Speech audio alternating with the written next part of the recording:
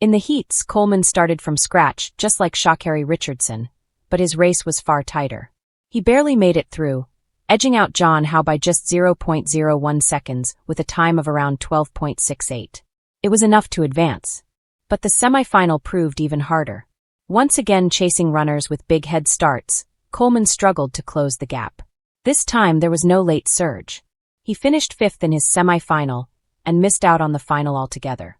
The men's title eventually went to Olufemi Komolafe, who clocked an impressive 11.93 seconds off a 5-meter mark, with Jake Ireland finishing second in 12.07. Komolafe, a 21-year-old medical student, had hoped to race against his idol Coleman, but that moment never came. Coleman later admitted how tough the race was. "I gave it everything I got," he said. "You give them that much of a margin, it's pretty tough. I hope everybody continues to watch and support athletics. I'm definitely looking forward to a really good season, trying to improve over that last 40 to 100. And so I feel really good about it." Still, he looked ahead, focused on improving and building toward the rest of the season, much like Sha'Carri Richardson. The stadium lights burned like 1,000 watchful eyes, but Sha'Carri Richardson had long ago learned how to turn pressure into fuel. Tonight wasn't just another race, it was a reckoning.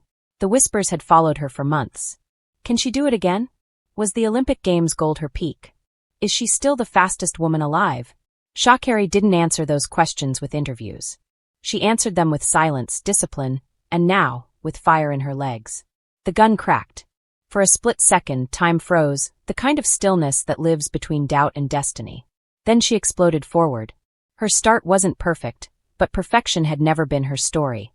Resilience was. Stride by stride she rose. The curve came fast. Her rivals pushed hard, their footsteps echoing like a storm behind her. But Sha'Carri leaned into the moment, her signature power unfolding. Her arms cut through the air, her face calm, almost defiant, as if she were racing not just competitors, but every version of herself that had ever been doubted. By the final stretch, the noise of the crowd became a roar of disbelief. She was pulling away. Not by luck. Not by chance. By will.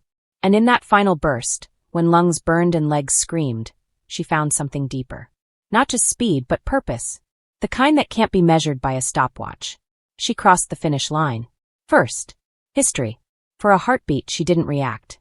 She stood still, chest rising and falling, eyes scanning the scoreboard as if she needed proof that the moment was real. Then it hit. A smile. Small at first. Then unstoppable. Because this wasn't just a win. This was her first major victory since that golden night at the Olympics. A night that had crowned her, but also weighed on her. Expectations had grown heavier, critics louder, setbacks sharper. But tonight she reminded the world, and herself, that greatness isn't a single moment. It's a comeback. As the flag draped over her shoulders, Sha'Carri looked toward the crowd. Some cheered. Some stared in awe. And somewhere maybe a young girl watched and saw something more than speed. She saw courage. In the post-race interview, when asked what this victory meant, Sha'Carri paused. Not for effect, but because the truth deserved space. "It means," she said softly, "that I never stopped believing, even when it got quiet." And that was the real history she made that night. Not just breaking the tape. Not just reclaiming victory. But proving that even after reaching the top of the world, the hardest race is finding your way back to yourself. And winning it. Thanks for watching. Don't forget to like, comment, and subscribe.